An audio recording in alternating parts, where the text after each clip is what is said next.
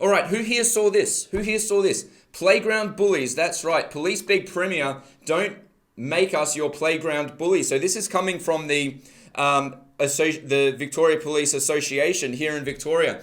So what's going on? What are they talking about? Victoria Police all of a sudden maybe they don't want to enforce rules. Now keep in mind, this is coming from the union. This isn't coming from the rank and command within Victoria Police. So it's not as if this is coming from the Chief Commissioner or an assistant commissioner or a superintendent or even an inspector or anyone like that. This is coming from the union that represents Victoria police officers. So let's take a bit of a look. What are they saying? What's going on? How come they're seemingly having an issue with enforcing the directions?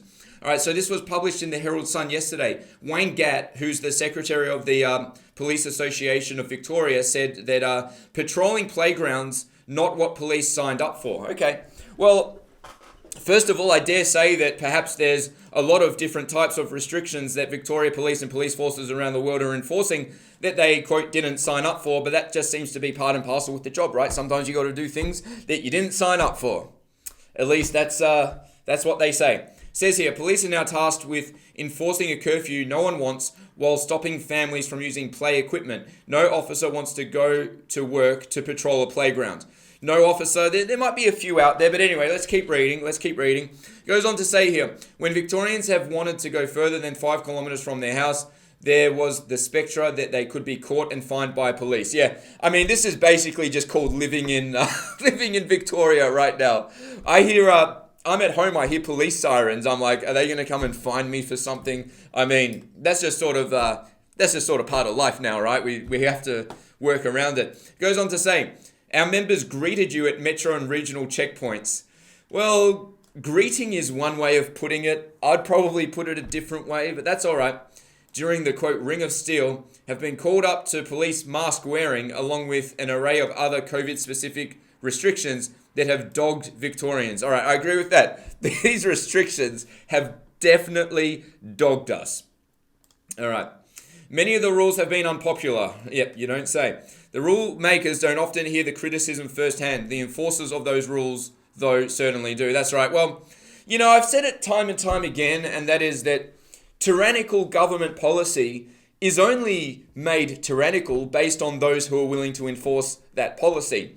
Okay? Everybody has a choice what they do in life. When you wake up in the morning, you make the decision to get out of bed and to brush your teeth. Well, at least I hope you make that decision.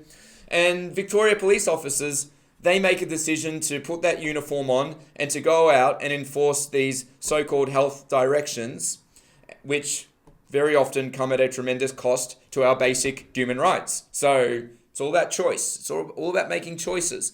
It goes on to say, police are now tasked with enforcing a curfew that no one welcomed and to prevent families from going to playgrounds. And he said that that's really hard to write. He went on to say, I hope that our members do not have to ever actively enforce this ban on playgrounds. He hopes they don't have to. Well, I hope they don't have to as well. I hope they don't have to enforce a tremendous amount of these directions as well. He goes on to say, I hope that in a situation in which someone is found to be doing the, quote, wrong thing at a playground, I mean, that's some interesting language used. So on one hand, he's seemingly standing up for the right for children to play at playgrounds, but then he refers to it as the, quote, wrong thing. I'm getting very mixed messages here. Okay, I worked it out. What he refers to as wrong thing is anything that is considered unlawful. Okay, so you got to be reading through the content, the sort of mental scope of a police officer. If something is lawful, it's the right thing. If something is unlawful, it's the wrong thing. So let me ask you this here at home, ladies and gentlemen. Are all people who are considered criminals bad people? And are all bad people who are not considered, and are all people who are not considered criminals good people? That's a question for you at home. All right, it goes on to say here, what I fear will come of this restriction is a child asking why they can't go to their favorite playground and a parent telling them because you could be arrested by police. Yep, that would be not good. Not good at all. It says here that none of our 18,000 plus members will ever want to go to work to take someone away from a playground. Oh, most of them would not want to do it. Absolutely, I would say most police officers would not want to do this. But there's a few really nasty ones, and I really wouldn't put it past them. Anyway, he says they are not robots, they are parents themselves, and they are members of the community. In tough times, communities have always looked to their police for support, advice, and help. Those days may be coming to an end. What do you think, ladies and gentlemen? Anyway, it goes on to say here, I've spoken to many police over the past few days when big announcement press conferences happen and Victorians are digesting what they can no longer do. Our members are processing what they now have to do. Again, wrong. Nobody has to do anything. That's right. That's right.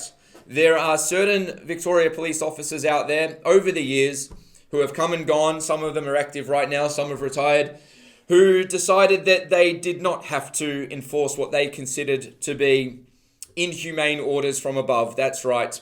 That's why there's an internal disciplinary process with Victoria Police, because many officers out there, they draw a line in the sand at one point or another and they say, no, I'm not going to follow that order because it's wrong. And those who make that decision, they're dragged through the coals. So what this gentleman here from the Police Association, Wayne Gatt, doesn't realize is that when he uses the word have to do, no, you're wrong. They don't have to do it. It is all a personal choice. That is an absolute fact. He says this is not to blame the government for doing what's required to keep people safe. All right, so he's towing the government line again. It's all about keeping people safe, right? Children not playing in playgrounds, keeping people safe. Public order response, smashing people into the ground. It's all about keeping people safe. I've got a good mate of mine. He's recovering from a fractured spine right now after being assaulted by public order response. And supposedly that was just a measure that was required to keep people safe. All right, goes on to say our members have no such issue investigating and prosecuting the people that we know have got us here, kept us here, and continue to pull victory from our fingertips. That's an interesting statement. Who is he describing in this statement? Is he describing we the taxpayer, or is he describing the politicians? That to me sounds like he's actually describing politicians. Listen again. Our members have no such issue investigating the people that we know got us here. Well, we are where we are because of failed government policy, because of the government overstepping their boundaries and trampling all over our human rights and not allowing us to make our own decisions and to take on our own risks. That is the reason why we're here. So based on this statement right here, I'd say that Wayne is, if members have no such issue investigating the politicians, then how come they're not doing it? How come they're not doing it? That's a question for Wayne Gatt. Goes on to say, they are the people we should target and need to target for the safety of the community. They as in the politicians are absolutely the people that you should target and need to target for the safety of the community. Who here agrees with that statement? Say aye. It's not the people of Victoria who are putting the greater community at risk. It's not the protesters. It's not that family in Caulfield that had the engagement party. It is the politicians enforcing tyrannical, non-evidence-based abusive policy that results in the destruction of livelihoods. Those are the people who are posing a safety risk to all of us. So I'm not sure why Wayne Gatt is unable to see things through that lens. Anyway, he goes on to say these people look for every loophole, as in the politicians do. Yes, well, that's what I'm interpreting. Those who view themselves as more important than their neighbour, which, yes, Daniel Andrews, Greg Hunt, they certainly see themselves as more important than us. Those two blinded by self-importance kind of reminds me of Greg Hunt. To ever appreciate or care about the hardships and heartfelt suffrage by people they don't know. I mean, maybe he is describing politicians here. That doesn't sound like he's describing business owners, people who've had their lives destroyed, regular taxpayers.